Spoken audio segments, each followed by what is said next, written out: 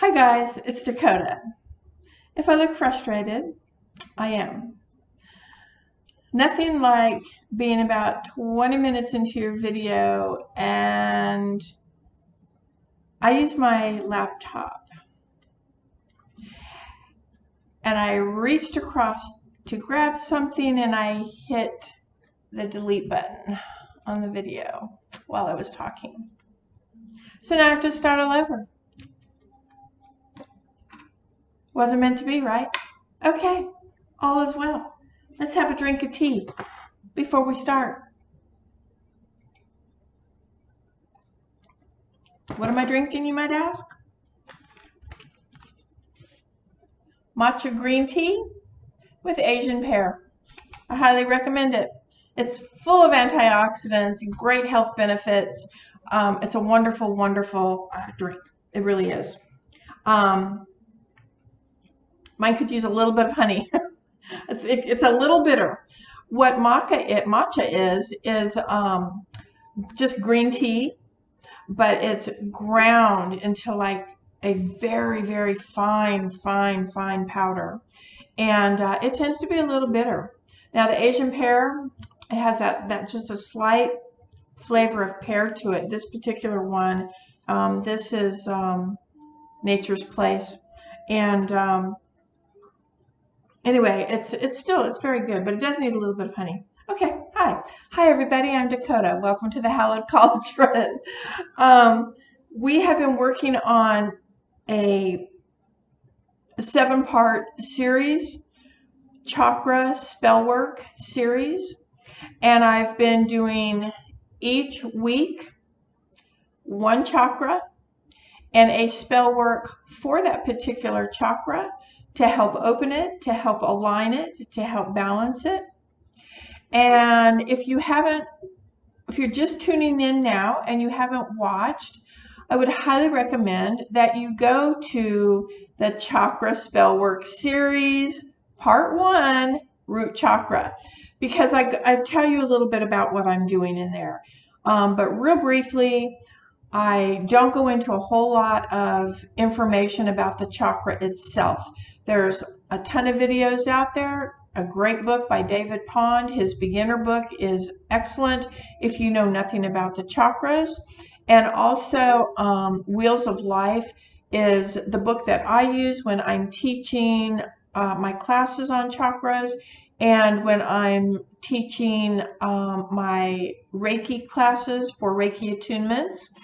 It is the book that I refer to a lot. It's a very great book. It's about that. It's thick, so it's pretty involved, has a lot of information. So it may not be, for the beginner, but at the same time, it does tell you everything that you need to know. But David Pond's book is a little bit easier, and I think it's just Chakras for Beginners, David Pond.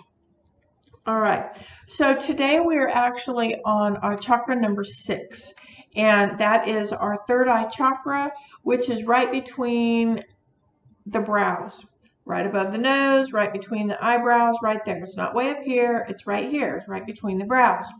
One of the ways that you can find it is if you've seen any pictures of maybe Buddhists or Hindus, the Eastern religions and stuff, usually you'll see a dot right there in the middle of their forehead. That dot is called a bindi dot. And there's different reasons for wearing one. Sometimes it's to show that you're married. I think there's a rite of passage. So I don't know if it's a different color or a symbol or whatever. Some use jewels. I sell little packages of bindi dots. Is it supposed to be trendy and fashionable? Absolutely not. No, it's not. However, if you are doing some sort of spiritual thing where you are doing, maybe you're doing a retreat, a spiritual retreat for meditation, to connect with yourself, to connect with divine, and we're working with the third eye, this third eye, I don't see that it is disrespectful to put a little dot there, or to use one of the bendy dots that are already pre-made, as long as you're not wearing it as a fashion trend, like, oh, look at me, I've got a bendy dot, and whoa, and you do all the things. I think you know what I mean. I think as long as it's respectful, that it would be okay. Now, I received this. I have a friend who was raised in a Buddhist monastery, and he gave me this. His teacher, and I'm not sure what he calls him, but sent this to him, I believe, from India, and it's called, I want to say tilak, Tilak, tilak. And what it is it's a type of clay. It's a type of clay. When you wet it, it becomes pasty. It becomes pasty. And the Hindus and the Buddhists and Eastern religions, a lot of times you'll see them, maybe their whole forehead might have the tilak on it. Tilak, I'm sorry if I'm pronouncing it wrong.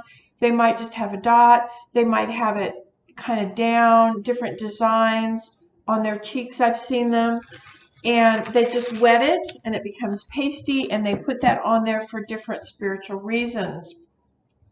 And so my friend gave that to me, gave me that piece, and I've only ever used it once. I decided that I wanted to try it, and I did use it once for a special journey that I was doing when I was doing some journey work, and it was rather nice. I haven't used it since, and one of the reasons is because, as you know, I teach and I preach that if you're going to do something, including the spell work on this series, that you understand the roots of the chakras. So when I was using I call it tilak, tilak. I call it tilak. That's what I call it. I'm not sure how you pronounce it. But when I used it that time, I used it in what I could create as a most sacred space and a most sacred reason for using it. And like I said, and it was nice, but when I was done, I realized, I really don't know the root of it. I don't know the whole foundation. And I teach and I preach that if you're going to do spell work, that if you're going to do anything of the kind, if you don't have a foundation and you don't know the roots of something, why are you doing it? Why are you doing it? Because the last thing you want to do is be disrespectful in the spiritual world. So I have not used it since because I personally have not taken the time to study it. And so I have not used it except for the one time. And again, I didn't really think about it when I did it, other than I had created sacred space. It was a sacred journey ritual that I was doing. And again, it felt nice, but when I was done, I realized that I really didn't know anything about it. And so I didn't think that was the right thing to do. So I haven't used it, and one day I'm sure that I will learn about it. Okay, so today, again, we're working on the third eye, right in between here. It's called the Anja, A-N-J-A, the Anja. That's a Sanskrit word for it. And it means command, or it means to perceive. So when that chakra is open, that is our all-seeing. And in fact, the element, remember how we talked about the different elements for the chakras? The element for the other chakras, the element for the third eye is actually light. It's actually light, and it is all-knowing, all-seeing. This all-seeing eye. That's what it is. And one of the ways that you can see it without even going through a whole long thing is if you just close your eyes, your eyes tend to, it tends, the energy, when you close your eyes, it's like the energy tends to gravitate right there to the third eye. That's what it is. It's the all-seeing eye. So it is about our intuition, our clairvoyance, our mediumship, our seeing into the future, or seeing into the past, all the clairvoyance. And so for me, last week we talked about the throat chakra and how I said mine is overactive, and I work with the throat chakra quite often because I do know that it's overactive. I know that it is. And it's very hard for me to get it balanced. And when it's balanced, it doesn't stay balanced very long. So it's something that I have to work on all the time. But I do work on my third eye chakra. I try to keep my third eye chakra as balanced. And because when I say balanced, for the third eye chakra, we're talking about logical and we're talking about creativity. And so you need to have that balance. You need to have that balance. And because I do so much witchcrafting, spell work, I do a ton of journey work. As you know, I work with the ancestors as part of my own work. And so if I'm going to commune, and I'm going to do spell work, and I expect it to work, then I need to have clarity, because the first thing I need to know is, why am I doing this? If I'm going to do spell work for prosperity, or spell work for love, or spell work for healing, or whatever the spell is, I need to know why I'm doing it. And not just why I'm doing it, but I need to know the root of it, the root of the spell that I'm doing. So if I'm doing, and we've talked about this 100,000 times, but this is what I preach and this is what I teach in my classes. Don't jump to the end of this video just to get the spell work, because if you don't understand the chakras to begin with, then you certainly don't understand the sixth chakra, the third eye chakra. So let's learn it and let's understand it first. What are we doing? What is it for? And then we can work on how to open it, how to align it, how to balance it. And we can do that through spell work. But then you have to know about the spell work. You have to know about the spell work and why you're doing that and what it's for, what its purpose for. So again, when your third eye is open, then it's balanced. And it is about intuition and all those things that I said. And even though we've talked, there might be a number 8 in this series, because we only have one more chakra to go, which will be chakra number 7.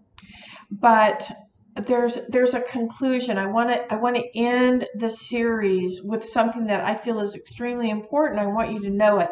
And I just don't know if I'll have enough time when we get to the last chakra, because my videos have been long. It takes a long time to give you a little bit of information and then to actually do the spell work.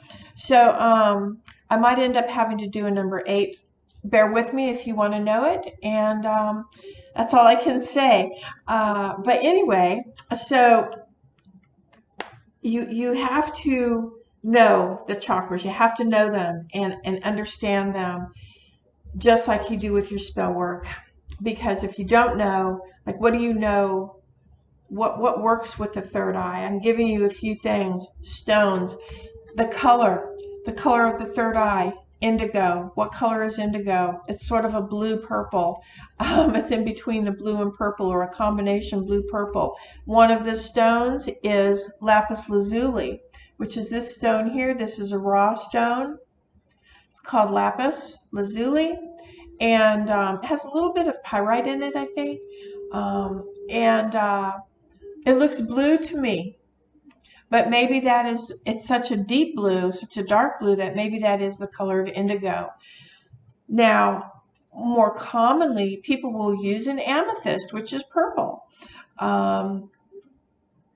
I mean, it's definitely purple, and but they use amethyst. It is a common stone to use for your third eye. Another stone is iolite. Iolite is a great stone to use for your third eye. Now, when I look at iolite, it looks blue to me. It's sort of a translucent stone, like you can kind of see through it when you hold it up. And it's a very dark, deep blue, but you know, I can kind of see where there is this purplish hue to it. Azurite is another stone, which is a combination of lapis and I want to say malachite. And the malachite is green, so I don't really understand azurite, but it's in the books. Okay. A good stone to use for your third eye is a stone that you think works for you. That's the best stone to use. I don't ever use amethyst. I don't work with amethyst. It's not that I don't like it. I think it's a beautiful stone. Its energy doesn't work for me. If you go back, I have a video on stones I like and stones I don't, or something like that. Stones I work with, stones I don't. I don't remember the name of the video. You can go down and look through my videos and see it. And I know people were like, what? You know, yeah, no, I don't really work with amethyst. It's not my stone. So I don't use amethyst for my third eye. I don't really use lapis for my third eye. Now I can go into a whole other thing with talking about what I use for the third eye, because once my third eye is open, I tend to use high frequency stones on my third eye when I am doing my journey work. Speaking of which, people have asked me if I will do a video on journey work, and my answer is yes, I will. It won't be next week, it'll come up. But, so bear with. I've lost my train of thought. My phone just blinked at me. My music went off. Sorry about that. Okay, so the third eye, let's get into it. If it's blocked, you're going to make poor decisions. You're going to have some self-doubt. And this is why there's going to probably end up being in number 8. There's some things that I want to conclude, and I just don't think I'll have enough time when I do the last chakra. But bad decision making, self-doubt, and those are things that we talked about with the other chakras. So you're going to see how all of this kind of lines up. Okay, some of the foods. Purple foods. What's purple? Plums, purple grapes, red cabbage, red potatoes, yummy. What else? Elderberry, great herb to use, and it's healthy. Make an elderberry tea. It's great antioxidant, and you know, it helps with all of those things, as does my matcha tea, which I'm drinking today. Bitter. Woo! Oils would be frankincense, clary sage, vetiver, frankincense, sandalwood, and okay. So for the activity, let me put my camera down and we'll go there. Be right back. Oops, let me pause you. Okay, so at the beginning of my video, you saw a still picture of a dried plant that looks like a small tumbleweed. That plant is called many things. Its main name is called, I gotta look in my notes, it's called Selaginella lepidophylla, something like that. More commonly known as a rose of Jericho. It's also called a resurrection plant. It's also called a stone plant. And one of my favorites, it's called a dinosaur plant. I think that's kind of funny. But sometimes I just call it a Jericho plant. Rose of Jericho. Now there's a little bit of discrepancy with that. Some people say that the Rose of Jericho is actually a different plant, but it still looks like what I showed you. It's just a little bit different. So I don't know, but it does look like a tumbleweed, but it's not actually a tumbleweed. I think it's in that family, but it's not actually a tumbleweed. However, it does grow in the desert, and when it dries, and the wind blows, it tumbles across the desert just like a tumbleweed. The difference is with the Rose of Jericho, when it comes into contact with water, it opens. And then when it doesn't, it dehydrates and it closes. But if it rains, it will reopen.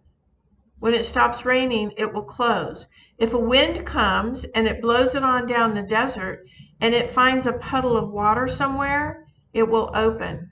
If that puddle dries up, it will close. So that's one of the reasons why it's called a resurrection plant, because it comes to life and then it dies. So there again, we have that life, death, and rebirth, and I absolutely love that. Now,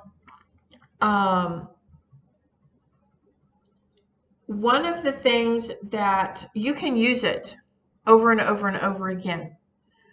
You can let it dry, and then when you want to use it, you can put it in water and it'll open. So I'm going to show you what it looks like when it's open. Now, let me tell you, I put this in water, in a bowl of water at 8 o'clock this morning. It is now about, I don't know, I think it's around 12:30, 1 o'clock in the afternoon. It's still not open all the way. But at about, after about 3 hours, it went from, this to this. So it had already started to open. Now, let me take it out of its water and show you what it looks like. And it's still not open all the way. There you go. All right. See? It's still not open all the way. Still has a way to go. So the outside is kind of brown, and I don't know if you can see the difference, but inside here, it's more green. So when this opens all the way, this will open up into this big, huge flower, and this will be green in here. A light green, not like a brilliant green. And then there's the roots, shallow roots, so like a tumbleweed. And you just sit that in water. All I have is my bowl of water right here. And you just place it into the water. Okay, give you one last look. We just place it into the water. And after a few hours, it starts to open. And like I said, it does take a few hours for it to open all the way. Unfortunately, I didn't get it in there soon enough. I should have put it in there last night. I actually wanted to we sell these at the store, and they come in little dry balls. And I wanted to bring one. This one I already had at the house, but I wanted to bring one to show you because I was going to put this in the water last night so that it would be completely open this morning or today. But we are sold out of the Jericho flowers, so I didn't have any to bring to show you. So that's why I took a picture of it before I let it open all the way. So the fact that it's not open all the way is unfortunate, but I'm still going to show you the spell, okay? It's not open all the way, but I'm going to show you the spell anyway so that you will get to see it. Or else it's going to be probably tonight or tomorrow before this opens all the way, and I won't be here. All right, so all I'm going to do for my spell work is I'm going to, put you on pause 1 second. Okay, so what I'm going to do, again, typically I would wait for this to open all the way, but I want to show you what I'm going to do with it. All right. It's so simple. I wrote, as you know, I use recycled, the brown bags, and I wrote my my petition, what I want on it. I held this up to my third eye, and I fold the paper in towards me because these are things that I want. I tapped my third eye, and I'm going to take this and I'm going to set it in the middle of my flower. Then I'm going to take my lapis, whatever stone you want. You can anoint it if you want. I am not. I washed this with the dark moon. Remember when we did the throat chakra spell? And I had my distilled water. It had not been charged by the moon, but I wanted it to be charged by the dark moon, which was like 2 days after I did my video. So I charged my charged my water, my distilled water on the dark moon. I came back in here to the cottage. I added a little bit of water to my wine goblet that was over there. And so what I did was I just took the moon water.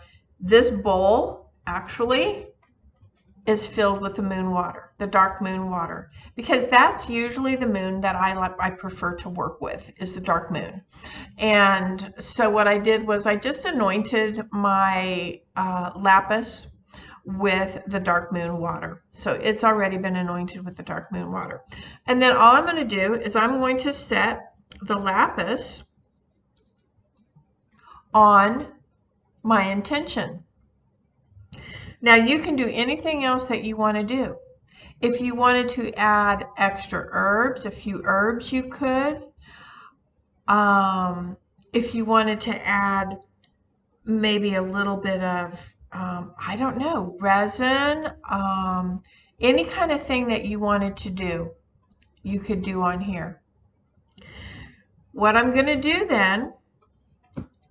then I'm going to take this out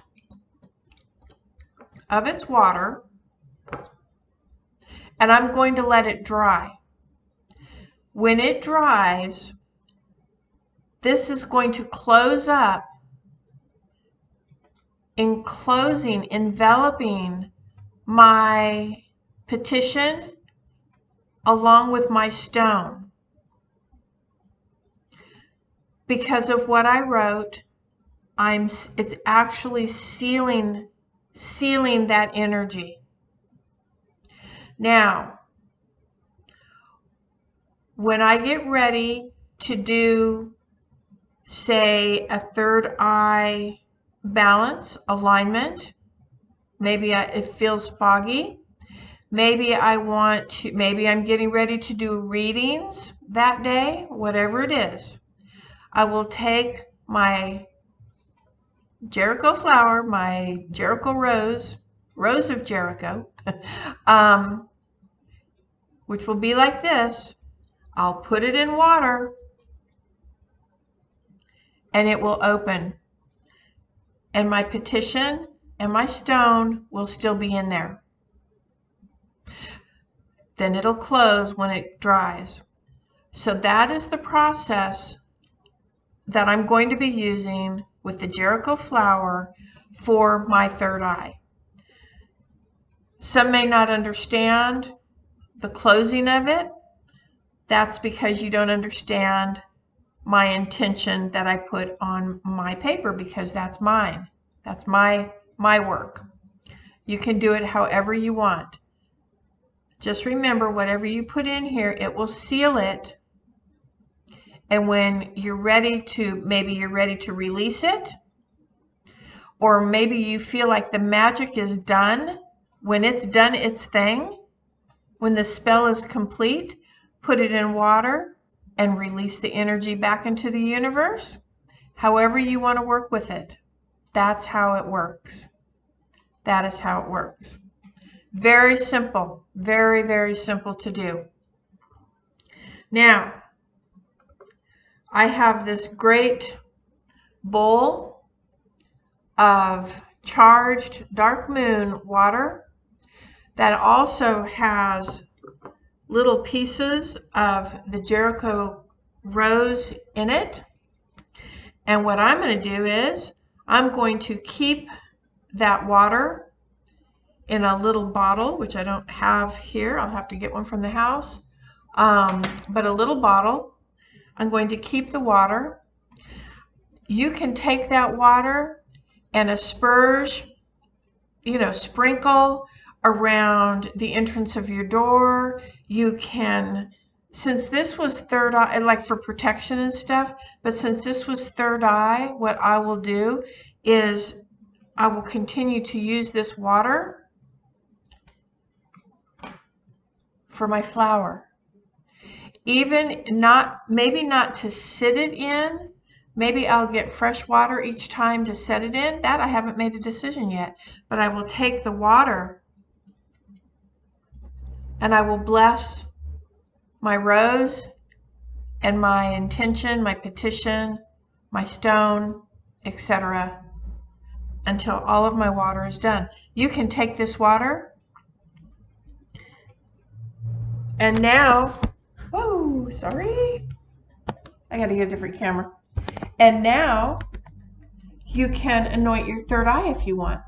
Draw a pentagram, draw an eye, like a seeing eye, draw a sigil, whatever it is that you want.